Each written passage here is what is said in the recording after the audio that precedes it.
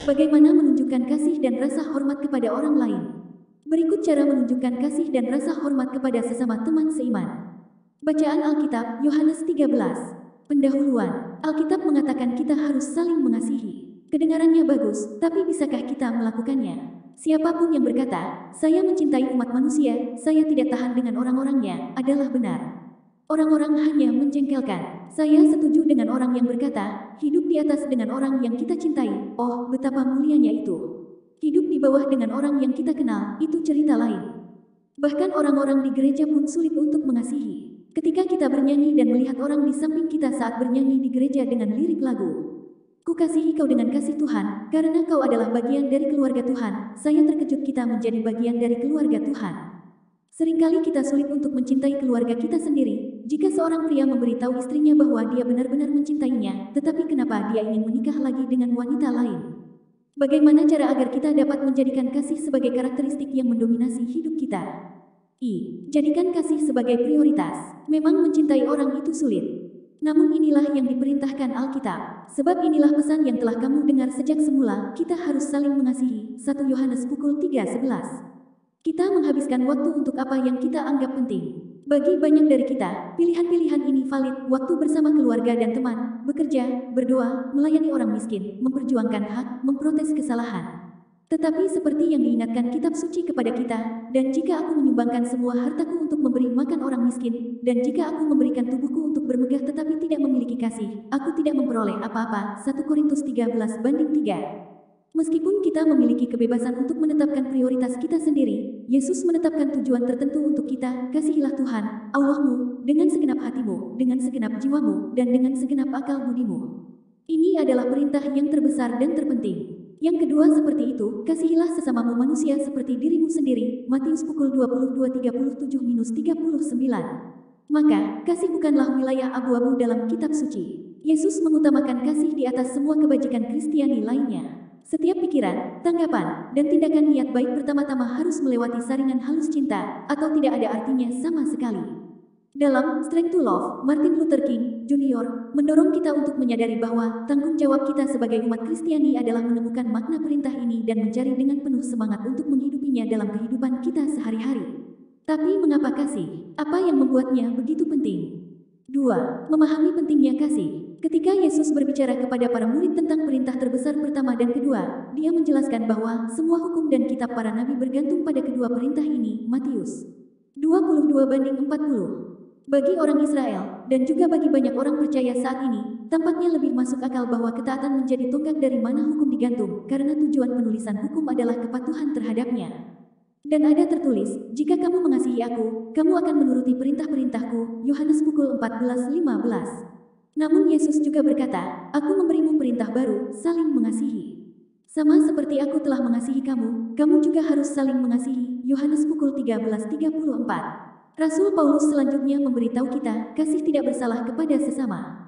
Karena itu, kasih adalah pemenuhan hukum. Roma pukul 13:10. Ini mungkin terdengar tidak relevan bagi generasi kita yang bergantung pada departemen kepolisian, senjata, dan kekuatan untuk menegakkan dan memenuhi hukum. Namun perintah sederhana Yesus membutuhkan kekuatan yang lebih besar daripada yang kita miliki secara alami, lebih banyak kekuatan daripada senjata buatan manusia manapun. Logika penafsiran Paulus atas perintah kasih Yesus memenuhi hukum tampak sama sederhananya dengan statement ini. 1. Jika seseorang mengasihi pasangannya, tentunya orang tersebut tidak akan berzina dengan pasangan tetangganya. 2. Jika seseorang mencintai rekan kerjanya, tentunya orang tersebut tidak akan membohonginya. 3. Jika seseorang mengasihi musuhnya, tentunya orang tersebut tidak akan memfitnahnya. Kasih memenuhi hukum, jika kita benar-benar mengasihi. Kita tidak akan berkeinginan untuk menyakiti atau melanggarnya, sehingga kita tidak pernah melanggar hukum. Tuhan menetapkan kasih sebagai dorongan untuk ketaatan. 3. Mewujudkan sifat kasih yang berbeda. Ketika kita menunjukkan kasih Kristiani, itu membedakan orang percaya dari seluruh dunia.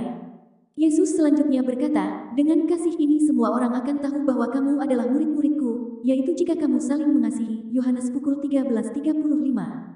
Perhatikan, Yesus tidak mengatakan bahwa orang akan tahu bahwa Anda adalah murid saya jika Anda mempromosikan agenda saya, atau memakai t-shirt Kristen atau gelang WWJD, atau stiker ikan di mobil Anda, melainkan jika Anda mengasihi satu sama lain. Dunia yang menonton akan terbujuk bukan ketika nilai-nilai kita dipromosikan tetapi ketika nilai-nilai itu menjelma, ketika kita menjadi pemasok cinta. Seolah-olah Yesus telah memberikan hak kepada seluruh dunia untuk menilai apakah seseorang menjadi pengikutnya atau tidak hanya berdasarkan kasih mereka kepada sesama manusia. Kebajikan cinta yang lincah membedakan orang Kristen. Sejak semula, rencana Allah adalah mengembangkan suatu umat yang mencerminkan karakternya. Dan apa karakternya? Kasih. Tuhan adalah kasih, dan Dia yang tetap dalam kasih tetap di dalam Tuhan, dan Tuhan tetap di dalam Dia. Dalam hal ini, kasih disempurnakan bersama kita sehingga kita dapat memiliki keyakinan pada hari penghakiman, karena kita adalah seperti Dia dalam hal ini. Dunia, 1 Yohanes pukul 4:16-17. Orang-orang percaya adalah iklan Tuhan kepada masyarakat yang mengamati tentang bagaimana individu dapat hidup dengan baik dalam masyarakat itu. Nyatanya, kasih Kristiani akan selalu menjadi apologetika terbaik yang dimiliki gereja. Ketika Ira Gillett, misionaris biang ke Afrika Timur, pulang untuk melaporkan aktivitasnya di luar negeri, dia menceritakan sebuah fenomena yang menarik.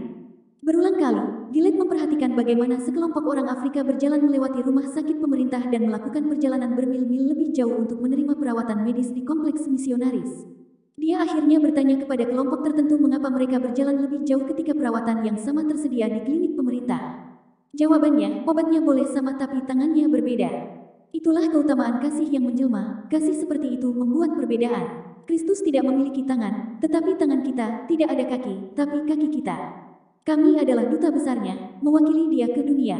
Dan ketika kita mencintai sebagaimana Dia mencintai kita, itu akan membuat perbedaan. Orang-orang akan memperhatikan. Kasih Kristiani sangat diperlukan.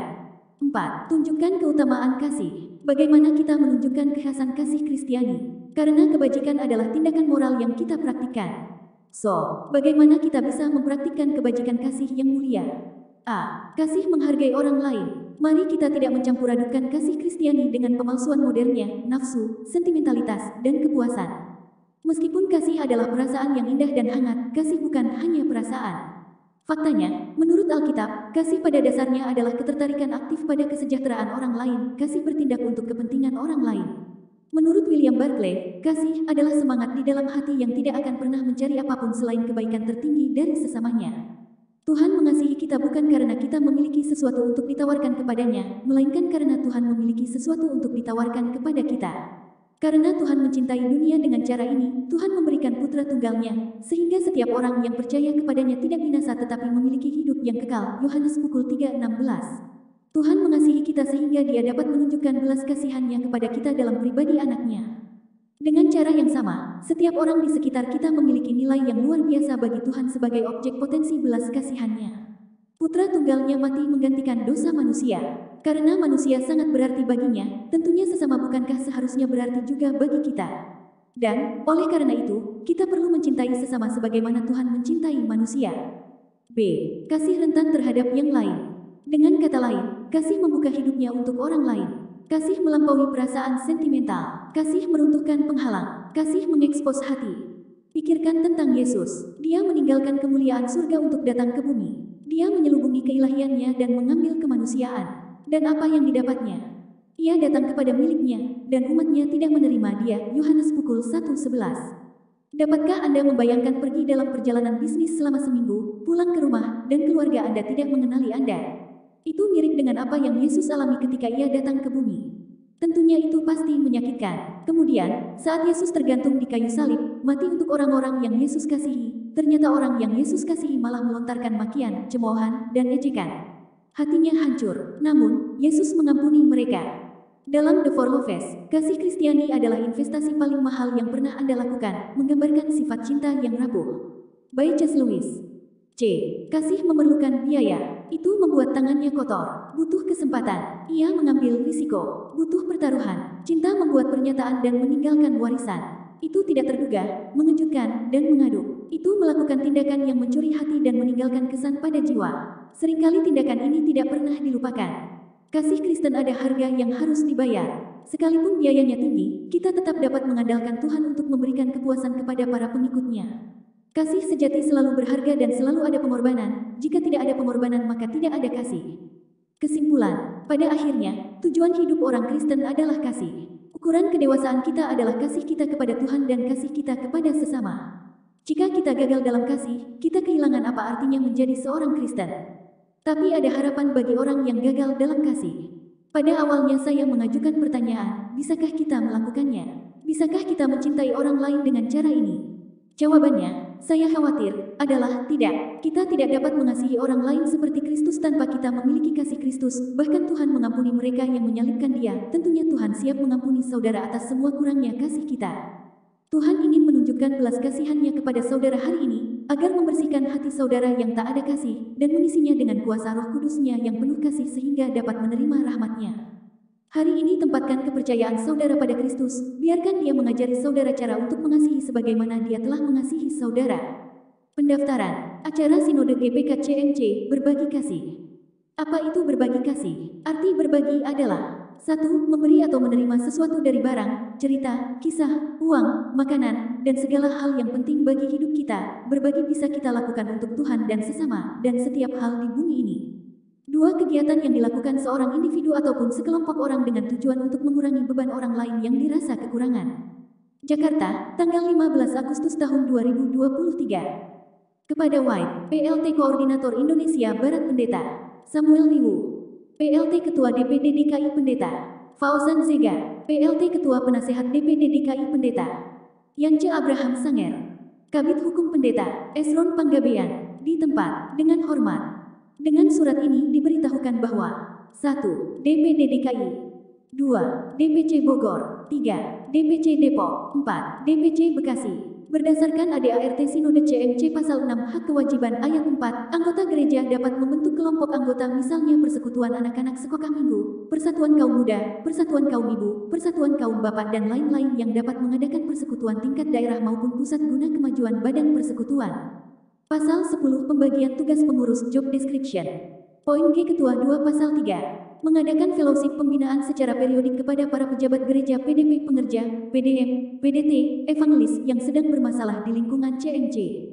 Berdasarkan kedua pasal ADART Sinode CMC maka kami mengundang 1. Pria dan wanita lajang 2. Janda 3. Duda untuk mendapatkan pembinaan atau solusi, jalan keluar atas masalah kehidupan yang sedang dihadapinya akan diberikan solusi sesuai standar Alkitab.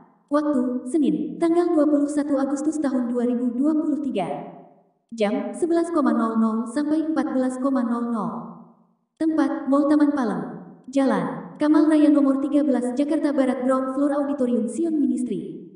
Atas perhatiannya diucapkan terima kasih. Hormat kami. Referen Dr. Gunadi Gunawan MTH, Ketum Sinode CMC. Mari daftarkan nama saudara untuk hadir pada acara di atas.